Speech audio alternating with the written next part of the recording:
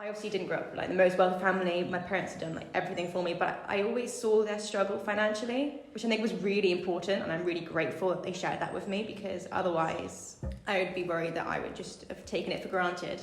Whereas instead I was always very aware that they were doing everything for me. The wealthier upper class. And I wasn't expecting really to click or relate with any of them. I remember crying to my mum in the studio the day before. I can't, I'm going to fail, I'm not going to do it. But yes, that makes so much logical sense. Why aren't you denying yourself of food when other people would do anything to be able to eat 3 normal meals a day? But then surely that should suggest to you that there's something deeper going on. I know my mum, quote unquote, fired my therapist completely wrong. This is making her worse, because it was. I was equating my appearance and what I ate to my personality even. It's all about sexual violence. I just started crying at some of the stories in this book. I never want to go back to that place again.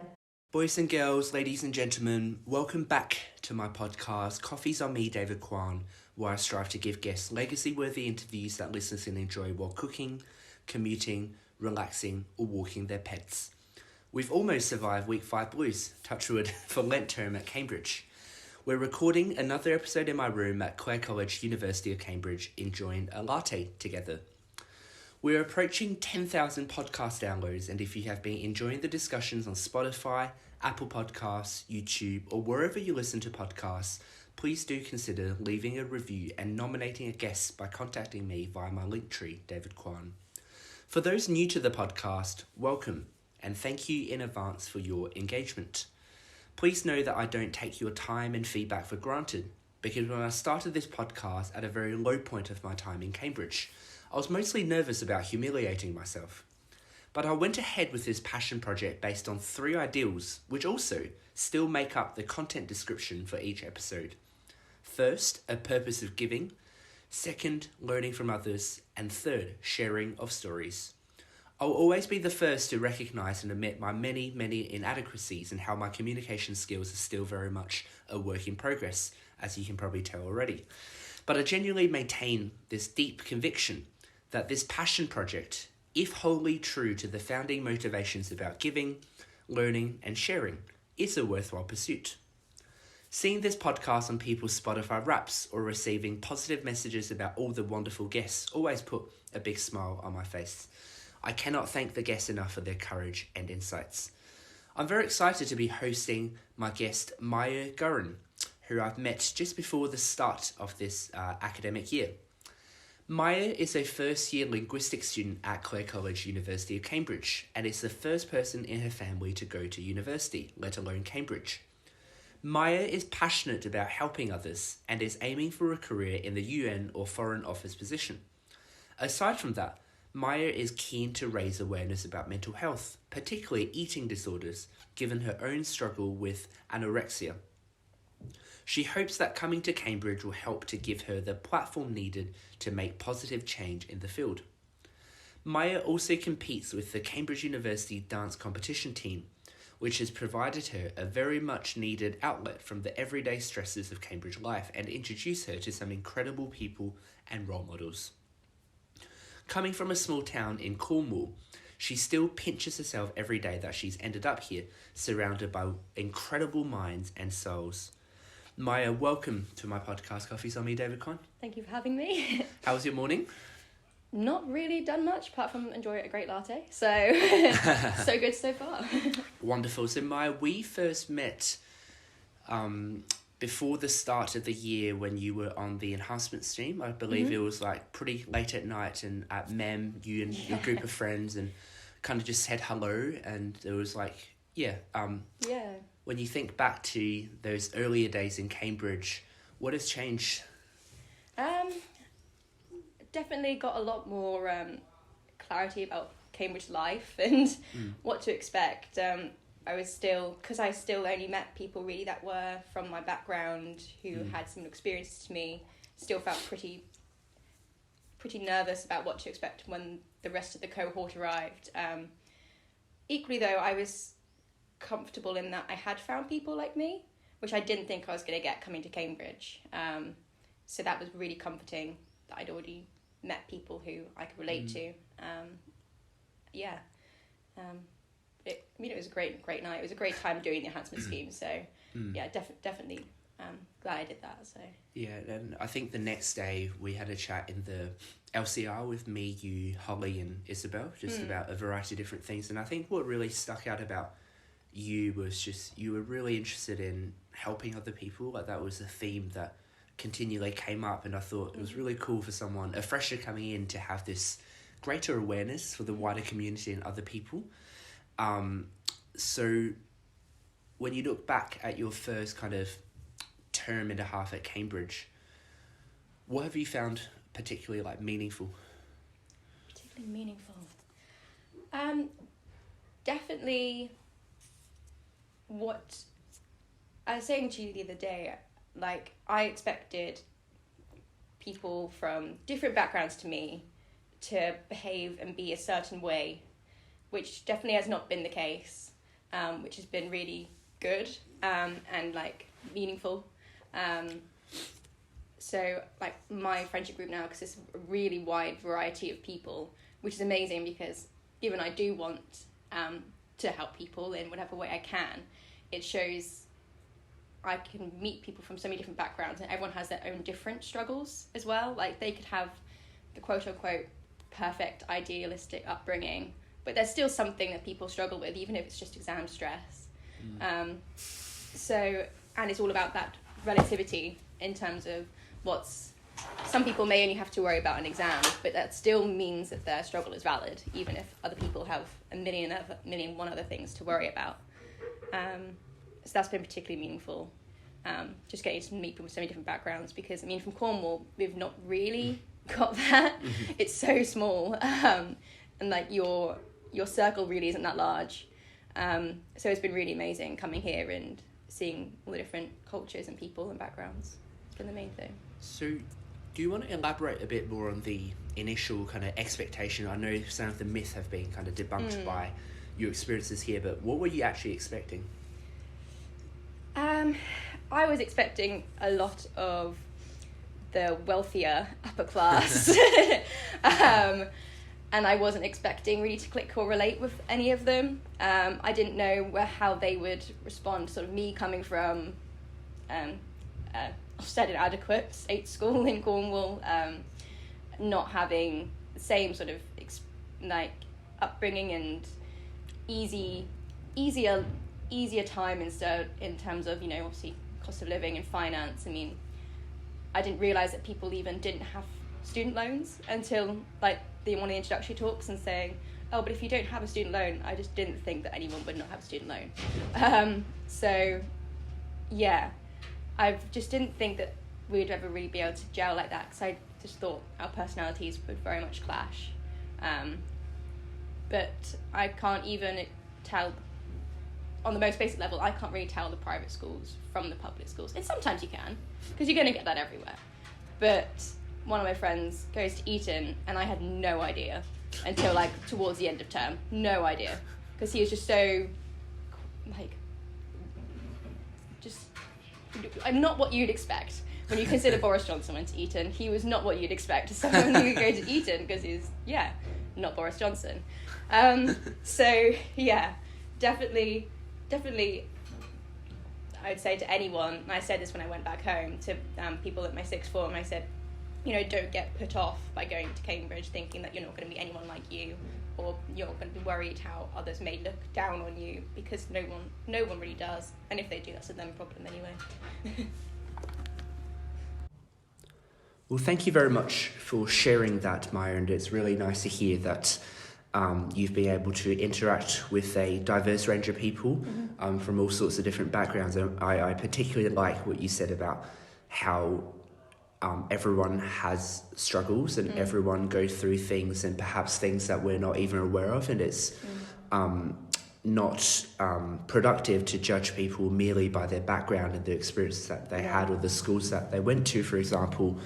So when you find yourself in these meeting new people, different culture, what's your kind of attitude? Are you excited? Are you curious? Or do you kind of start off being slightly nervous?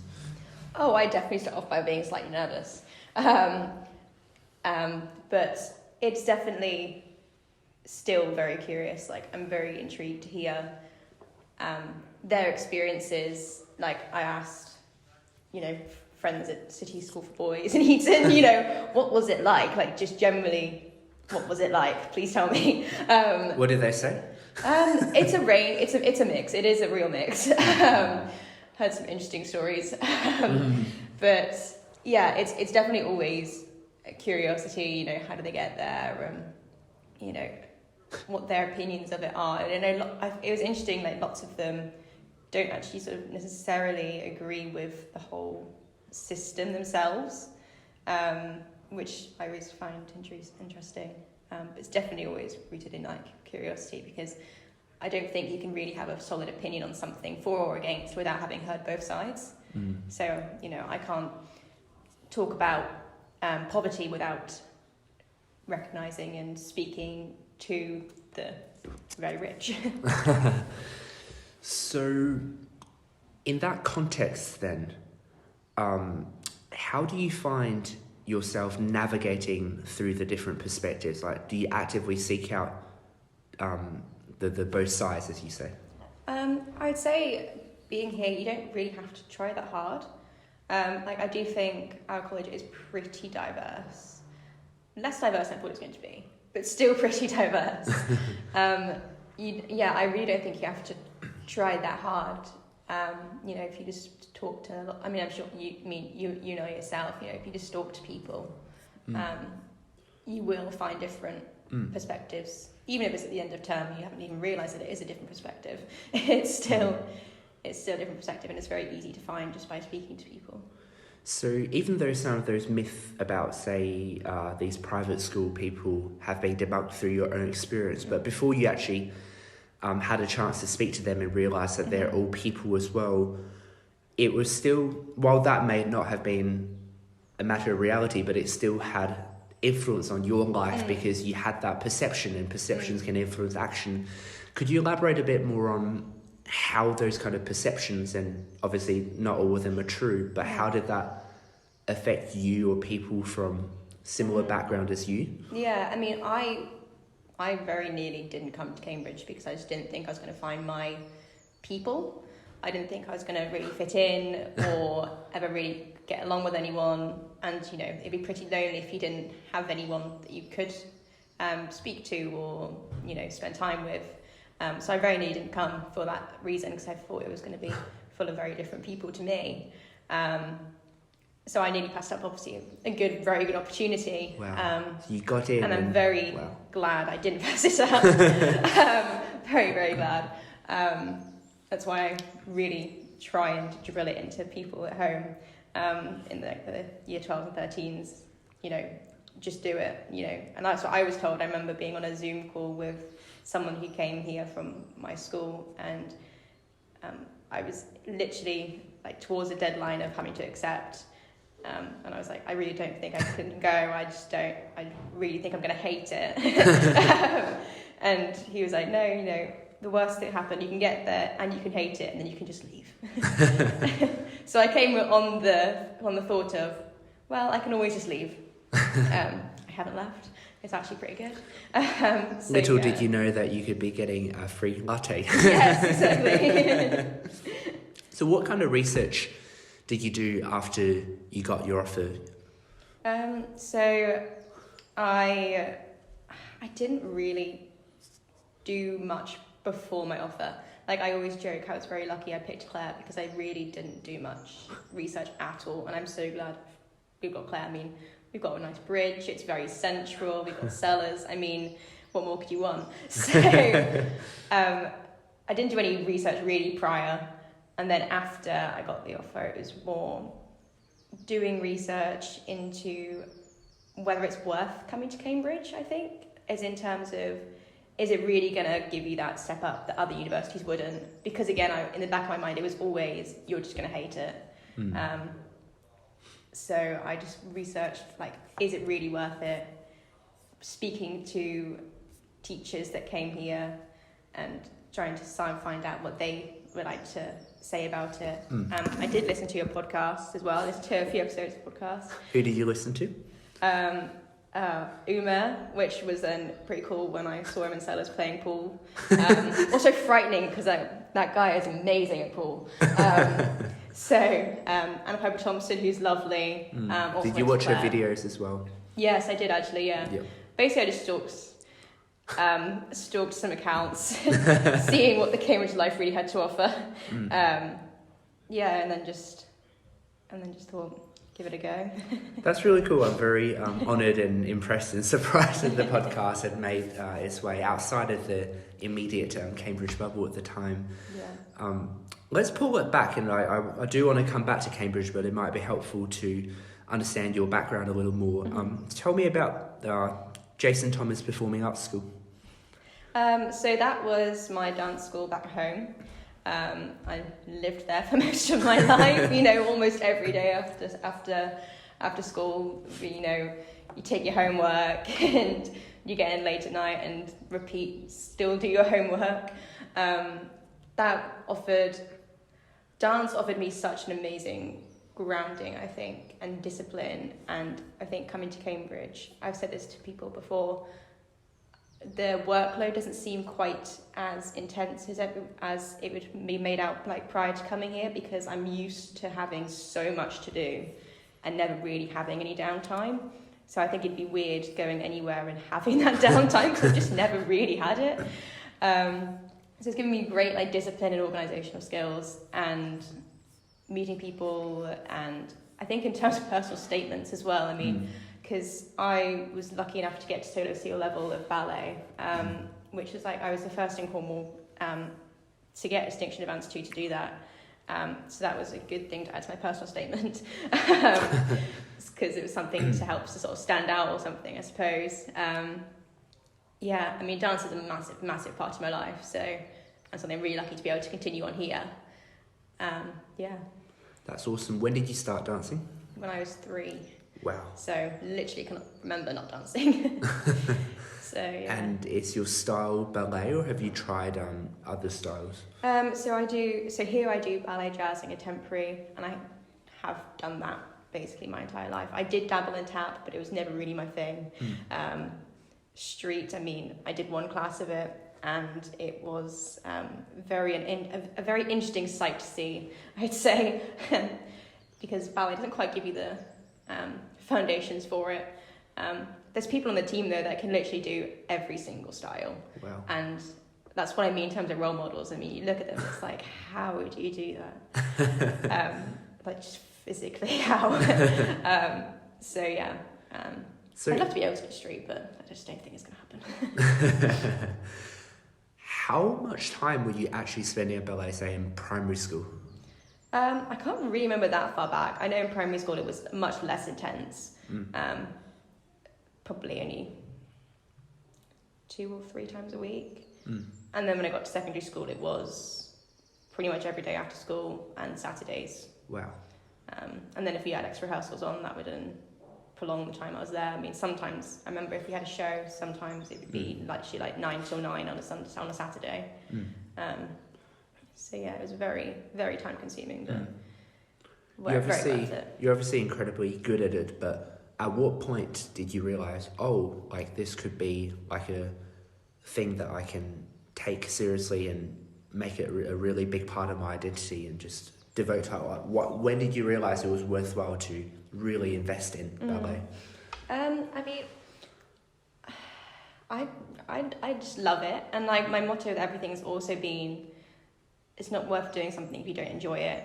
And I just loved dancing, and I suppose getting to Advanced 2 and stuff, I did start to generally think, okay, maybe I could go into ballet. And before that, it was always sort of a goal really to work in the arts, I'd say, more so over anything else. But with the industry as it is now, not really the best idea. And my passions for other things, like I said, wanting to work for the UN or something like that, definitely took over. I wanted to keep dance more as a hobby. So I didn't lose the passion of it, because I think it's very easy, especially when you're working. I know when I was getting ready for my Advanced 2 exam, I stopped enjoying dance because I was just doing it to get an exam result, which I was scared that if you're having dance as your job, that's what it'd be like as well. You're just dancing to earn a paycheck because you're doing the same show every day. Like, you'd still enjoy bits of it, but I didn't want it to become a chore. I wanted it to stay being my outlet, something I enjoyed. Because once I'd done my Advanced 2 and I was just dancing because I liked dancing, it was amazing regaining that again. And coming here, you know, everyone just shares their love of dance, and that's really good. What are some of your proudest achievements or highlights in dancing growing up? Definitely getting my Advanced 2, because that was... I remember crying to my mum in the studio the day before. I can't turn, I'm going to fail, I'm not going to do it.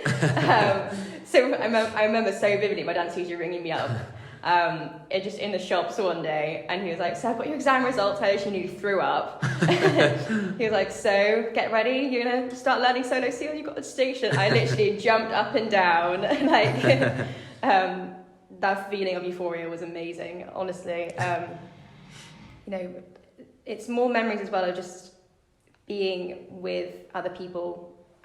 We did trips to London to perform at Sadler's Wells. Amazing memories like with them. Most of my memories when it comes to things like that are the people I shared them with. You know, like the friends you made. Like, I still speak to some of them. You know, so dance definitely gives you that.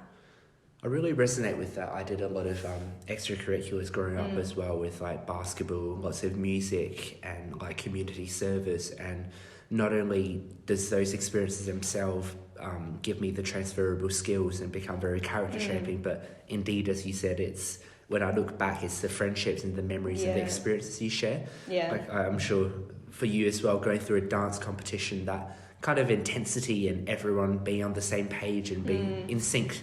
You never really forget those moments, and the camaraderie you built in those times is just very, very special. Another kind of aspect that I found helpful for extracurriculars, and you touched on before, was, you know, role models, people who perhaps on your team, or perhaps they're a little bit ahead of you, and you can kind of aspire to their standards. Do you want to give maybe a shout out to any particular role models in dance or whatever other extracurriculars growing up? And how have they kind of influenced you? I mean, in my dance school at home, there were so many people. So there's a girl called Maisie who was just amazing. She could lend a hat to anything as well. And I remember always watching her. I mean, if other people could be dancing, I would try and watch someone else, but I would always just get drawn back to her. She was just amazing. So she was like my main role model at dance. And then coming here, though, I think because coming here, the role models, I think, are also like how they hold themselves like in class as well. You know, they're amazing performers and amazing dancers. They're so versatile, but they're also so nice and supportive.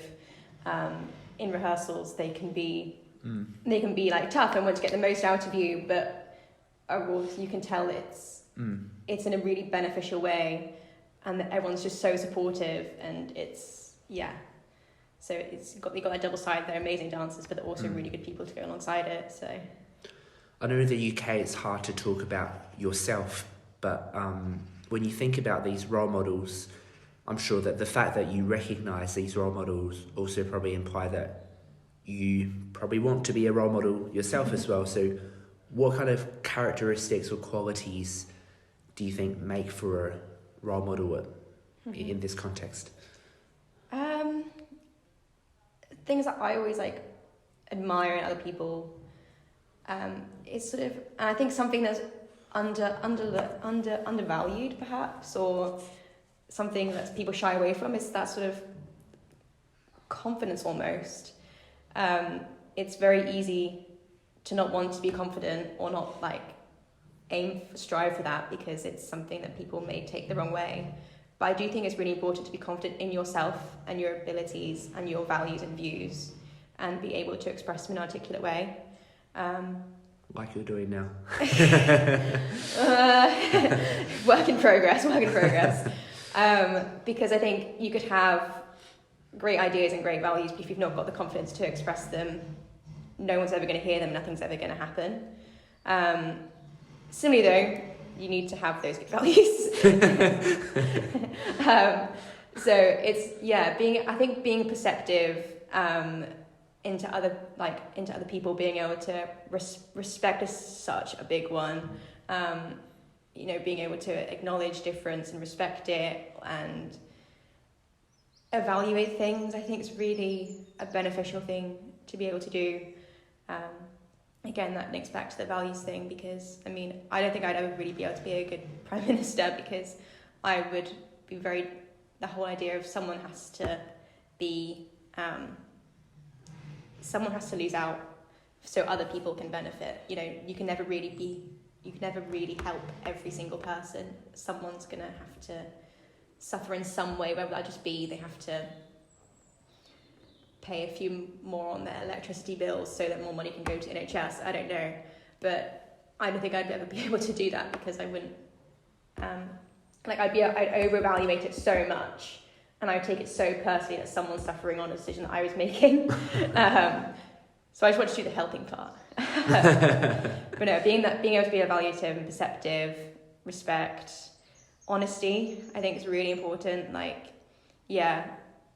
think if something's happened, you just need to speak to someone about it.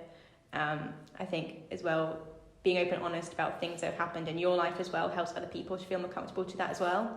And it really shows actually that some things are more common than others, and it means that we can then start to acknowledge that things are common and actually then start working towards helping and changing that. I think honesty is a really good one as well.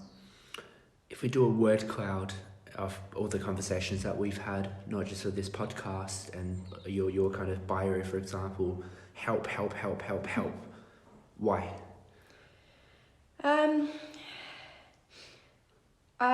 So I'd say with my own mental health struggles, that's definitely going to be rooted in something, but I'd say it's also, I've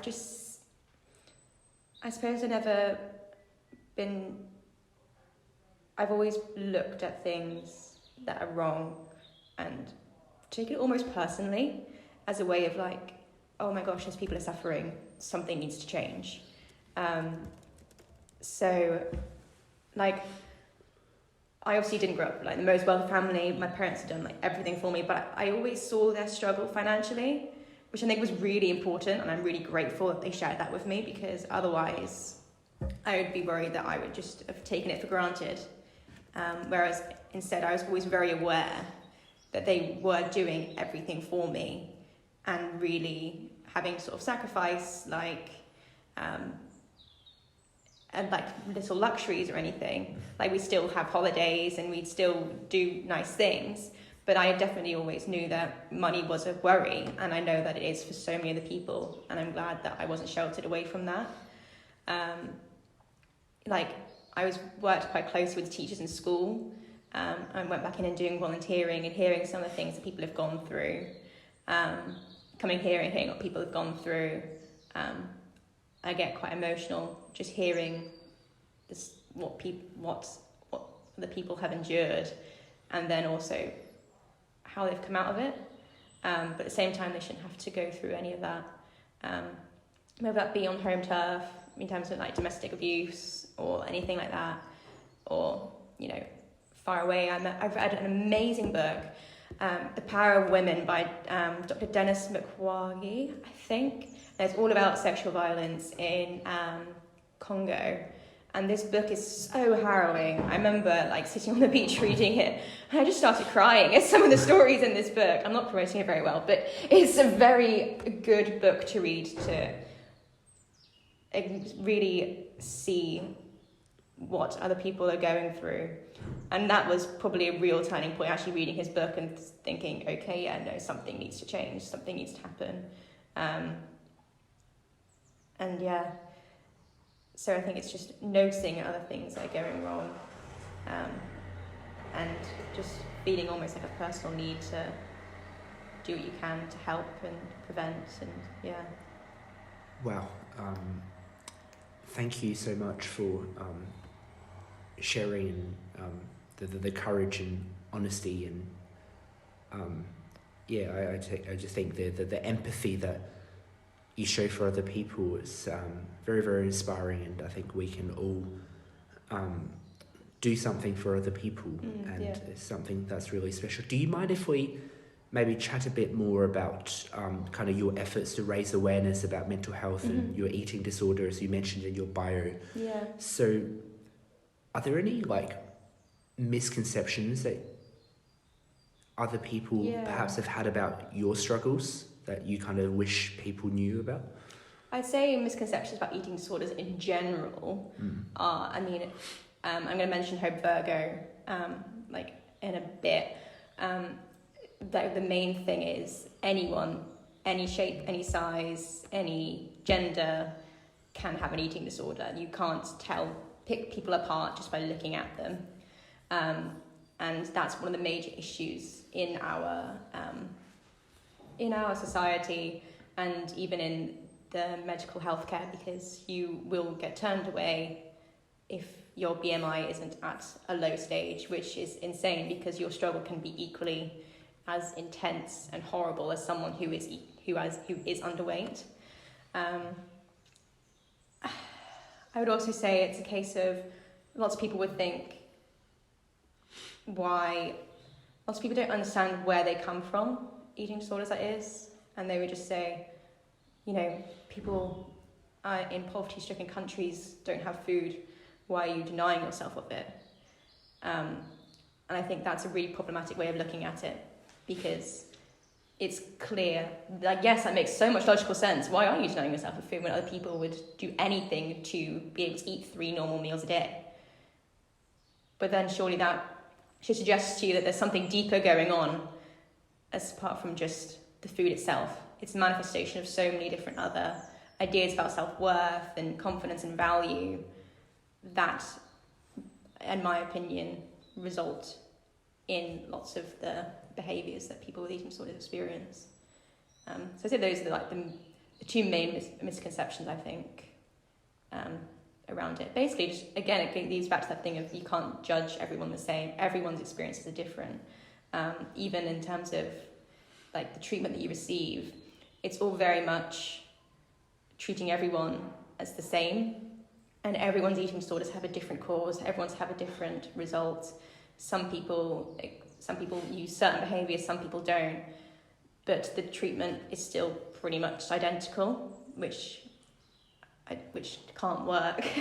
I know my mum, quote unquote, fired my therapist within the first couple of weeks because she was like, this is completely wrong. This is making her worse, because it was. Because, my manifestations were different, and I needed a slightly different approach to what they were using. So, yeah. So even amongst professionals, you think there's such a misunderstanding of the individual case? Yeah, I don't know how deep it goes, but I definitely think it's very difficult to treat someone with an eating disorder if you haven't really had one yourself. I think it's definitely a part of the issue. I think the other issue is you need to really get to know the person. You can't read out of a textbook and think, okay, this worked for someone, so I assume it's going to work for everyone. That really is not the case. You need really to have the time to understand the individual, where their eating disorders likely came from, how that's affecting them, their goals for the future even. And without that, I think it's very difficult to treat them. And that roots down to the bigger issue of therapists and professionals just don't have the time for that, because the waiting lists are so long for, any illness, but eating disorders have nearly, they've nearly trebled since 2007, and obviously this pandemic soared. So there's just so many people that need help. They just don't have the time to help everyone in the depth that they need to really get the results. I know Hope Virgo released something, and it was about relapse rates with current inpatient treatments, and they're over 50%. most people will leave treatment being a quote-unquote healthy weight, but they relapse pretty quickly because it's not really solved any of the greater issues that they were facing. It's never just an eating disorder. There's always something else that goes alongside it. So you can't just treat the eating disorder because it will just come back. So your mum fired the therapist. What happened next? She was the therapist, basically. So my paediatrician was actually very good. They were very much on the same page, her and my mum, because they took like a bit more of a, I'm not going to say brutal. It was more a case of they knew, I think that was also from dance as well, actually, because it was very much, you can do this, there's no such thing as can't, you know, think of all the things that you've had to do.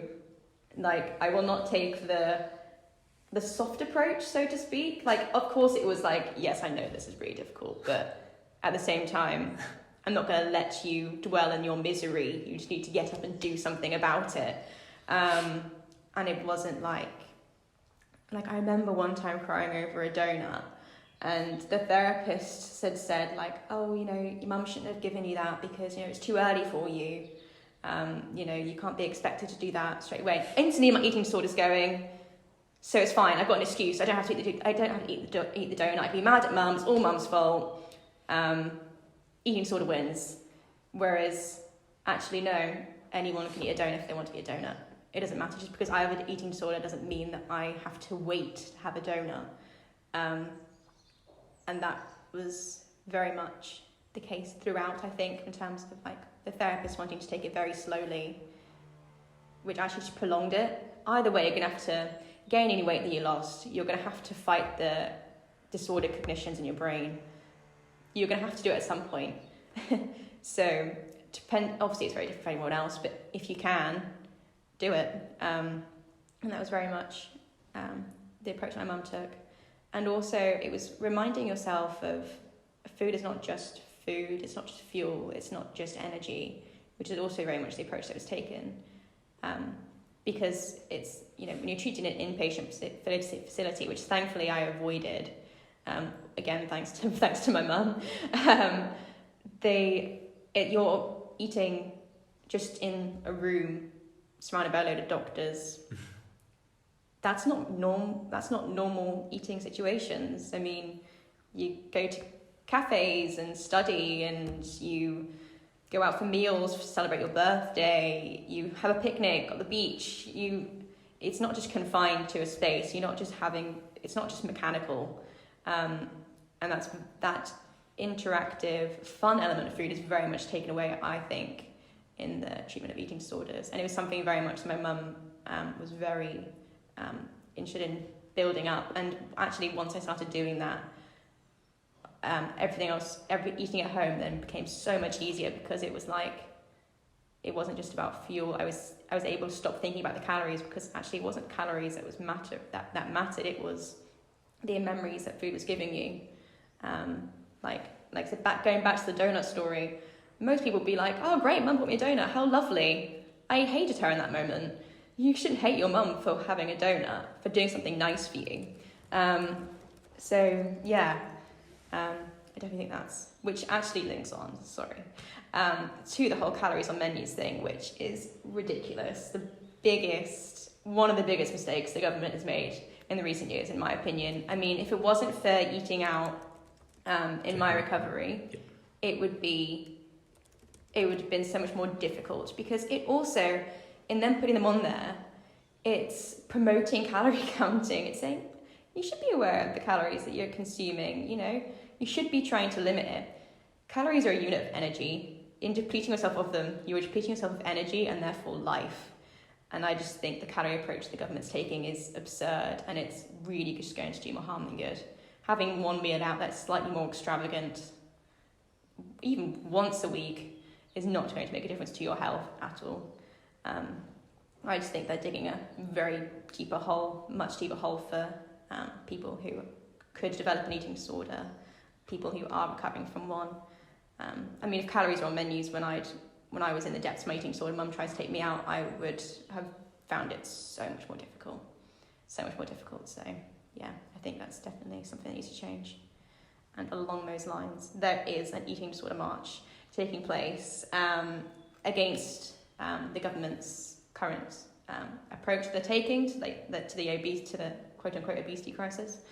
22nd of April 2023, 10:30 a.m. Trafalgar Square, just to really raise awareness because it's such a prevalent issue, and that's another thing that's coming here. I realise how many people have had some form of issue with food, or still do have some form of issue with food, and I didn't realise how prevalent it was, even me, and it is something that really needs to stop. You know, we are a place where food is abundant, and we shouldn't be, no one should be dying of an eating disorder, and 1 in 5 do die. It's one of the highest, it's got one of the highest mortality rates, and I think the numbers just keep going up. There's no plateauing going on, it's just going up, and something needs to be done. So if you can get yourself to Trafalgar Square on 22nd of April, that'd be great. Was your mental health kind of struggles directly related to the food, or was there other? Mine was rooted more on just like a general self-worth value thing. I think being in the dance world, that certainly did not help. I definitely looked at other people. There were people around me that were exhibiting certain behaviours, and I thought because they were, I should too, if I wanted to be like them. So like there was one girl that I was particularly close with, and she was calorie counting, and I looked to her in like a way that, oh, she has lots of friends, she's a very good dancer, she's very thin. Turns out she wasn't actually very thin, that was just my mind thinking that she was. So I thought, oh, okay, I have to be thin to be liked, to be good. And that was very much what mine was built upon. If I wanted to be successful, to be liked, to be worthy, I had to be thin. Which then quickly meant that it sort of became part of me because I was equating my appearance and what I ate to my personality even. I mean, like, who was I if I wasn't thin, if I wasn't being praised for, oh, she's only having a salad, wow, she's so healthy. She turned away the free food. Oh wow, she's so healthy. Like, I want to be known for more than just being healthy. I mean, come on. Like, so yeah, that was definitely where mine was sort of rooted in. And the pandemic certainly did not help because, I mean, it was manifesting before then, but then I had all this free time to exercise and commit to fulfilling this ideal that I had built for myself. The irony was, through my eating disorder, I lost so many friends. You know, I thought it would help me to be liked, but I mean, I didn't have energy to sustain a conversation. I mean, all I was thinking about was food. So you can't live a fulfilled life. You can't communicate and build meaningful relationships with people when the majority of your brain is given to something completely different. I mean, I had stopped dance temporarily, and that was that's obviously a massive part of my life. And you know, you can't be successful at something if you can't do it. So that was the irony of it all. So yeah, that was mine. So on the one hand, you had this very competitive element of trying to improve on your dance and trying to kind of almost mimic other people who you perceived as successful, both in terms of skills and in terms of popularity. And then on the other hand, you're obviously going through the disorder, mental health, self-worth, and losing some friends along the way, of misunderstanding. Do you feel like you ever got to reconcile the two, or is that still perhaps a struggle and a fine line that bothers you? I'm very aware that I've overcome those conditions. I've recognised them. It took a while, but definitely recognise them, and never want to go back to that place again. And would preach to anyone the same, because I recognise the irony of it and recognise that actually no, that's not the case. Because it's interesting as well. It isn't just the food; it's the idea of self-worth. You don't deserve to have. You don't deserve to have the food. And that's the other thing. I was told, you wouldn't say, oh, you don't deserve X, Y, Z. You wouldn't say that to your best friend. You wouldn't say that to a family member. You wouldn't say that to a loved one. So why would you say that to yourself? something I try to hold deep to myself as well. But yeah, no, thankfully overcome that, those cognitions. But yeah, definitely feel bad for anyone that's still in the depths of those. Hence why, hence the need to try and prevent it as possible. Throughout it all, what really was clear was the unconditional support that your mother had offered you every step of the way. It seems like that she was a real advocate for you. Oh yeah. What made her such a what makes her such a great mum? I mean, both my parents were so supportive. I think it just helped that mum was always around, like dad working full time. But mum was always with me. She called it hospital at home. And I think she's had her own struggles in the past as well, not with food necessarily, but she's a real empath. I mean, yeah, she's very, I think I get lots of what I want in terms of like wanting to help people from her, because she's very much the same. She's very good at analogies. The amount that she'd come up with, I can't think of any on the spot now, but it would be analogies that you just couldn't argue with. Even the eating disorder, couldn't say anything to it because she was bang on right. And if you can't argue with something, you just got to accept it. Yeah, she's just a real empath.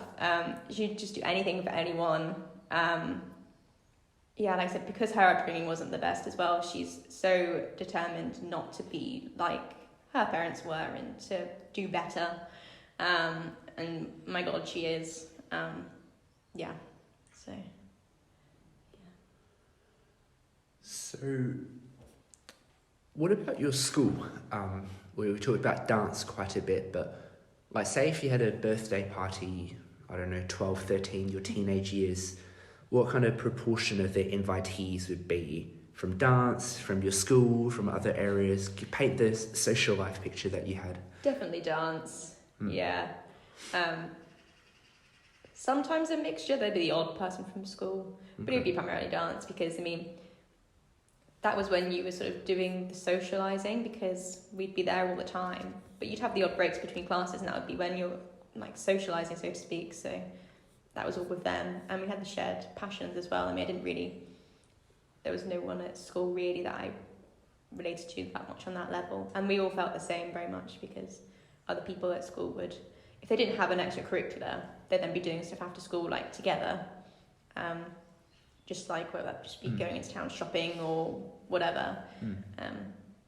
Whereas that wasn't something that we did, so we had that common interest shared between ourselves instead, which meant we got on pretty well. Still early in your Cambridge time, but you've already mentioned about potentially hoping to make a difference through like the UN or Foreign Office position. When did you start thinking about these international, transnational kind of organisations? Really only this time last year, I'd say. Maybe a little earlier. Just because now I was getting more aware of them. And I mean, before it was going to be, being in our government. But yeah, I mean, your reaction says it all. Yeah, exactly. I don't think they obviously do a lot. But I think I would be able to do more for what I want to do, working more in the international relations of politics and the UN, and working more hands-on with it. Particularly, like I said, after reading The Power of Women, I mean, that book really, like, I was thinking about it before, and that really then cemented it. And obviously, this time last year was the start of the Ukraine war, and seeing, what people were going through then, and, I did stuff for school about that because we just felt terrible. It was really interesting, actually. There's a girl like Claire who worked in Poland and volunteered for a bit. And yeah, it was amazing sort of hearing what she sort of seen and everything there, because I remember saying like, oh, I wouldn't mind going. Mum, no. Fair enough. So yeah, a lot has happened over the past few years, which I think has just really opened other people's eyes as well, I think, to the importance of other people and doing what they can. And there's just so much inequality in the world, and so many people just want to turn a blind eye to it, and I don't think I can't do that. I want to do something to benefit. I don't expect you to have necessarily the answer to this, but I study international development in my education degree, and so much of it is actually dissecting and critiquing these organisations like the UN and the programs that they run. Do you think that these organisations do more good than harm, and do you have a critique for what they already do, or do you at this point in time think that they are kind of the best catalysts for improving various inequalities, especially in developing countries? It sounds like a really interesting paper, and I don't know, maybe I'd be able to borrow it, because that sounds great. No system's perfect, particularly in politics. I think at the minute it's more about, it's very difficult trying to stretch resources so that every problem has some attention. I mean, what's going on in Afghanistan is it Afghanistan? Who was that speaker at the union that came? She spoke with the Taliban.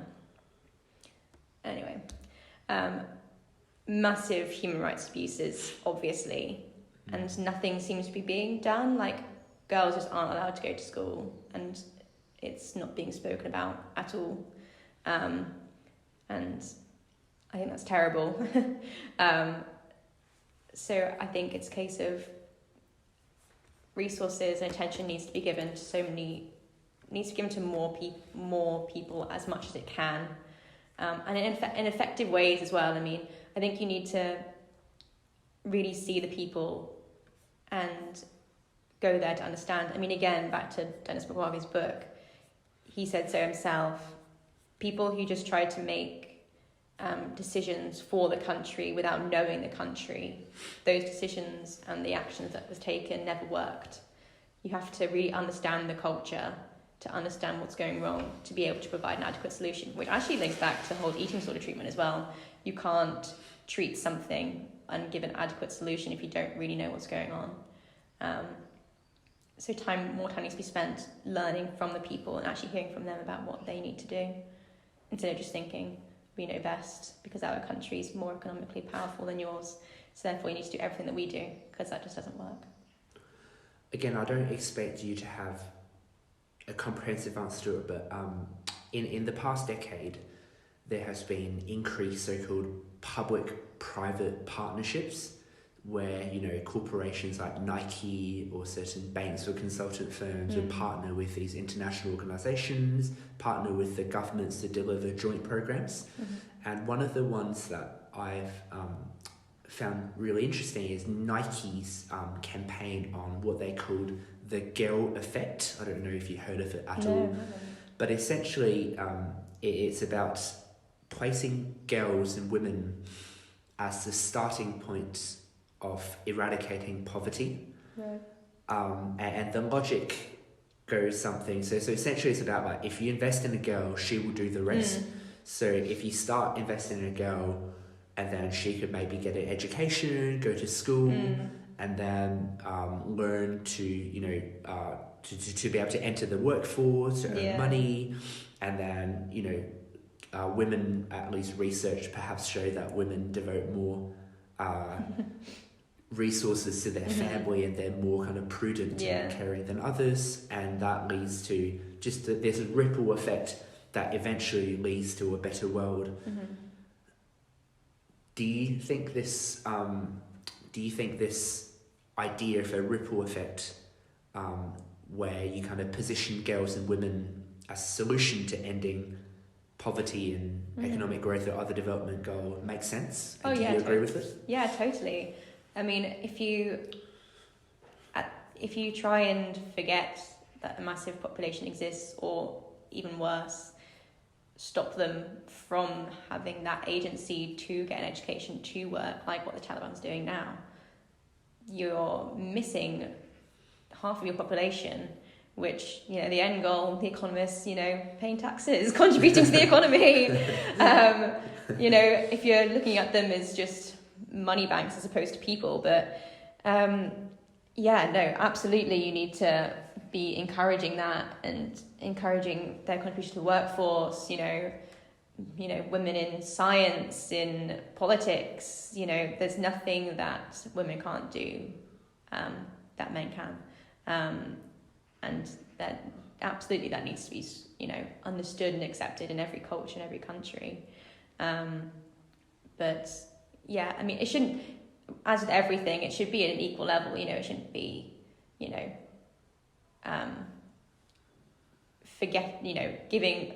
flipping the coin so that everything gives to women as opposed to men, you know, it should be equal, obviously. Which I think is why some people are very against feminists and things, because they think, oh, you know, but they equate them to man-hating as opposed to just wanting equality, which I think is very different. So yeah, gender equality and starting with equal access to education and work is absolutely fundamental for growth of well-being and happiness. You know, it's very easy just to focus on the economy, but I mean, if you're not allowed to go to school, if you're not allowed to work, if you're just trapped in your home all day, that's not going to do wonders for your mental health, is it? So I think that definitely needs to be considered as well.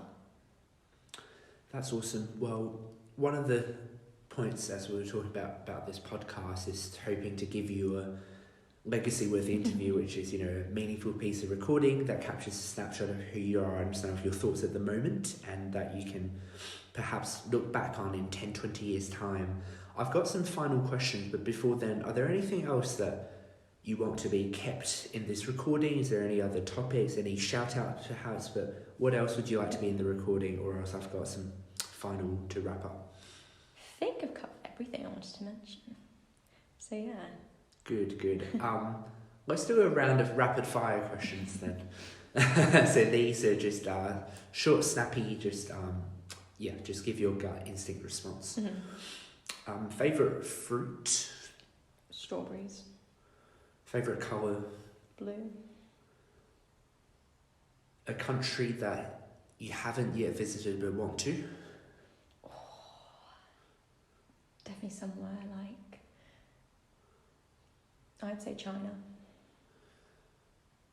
A sport that you don't play, but if you couldn't do dance, that you would do?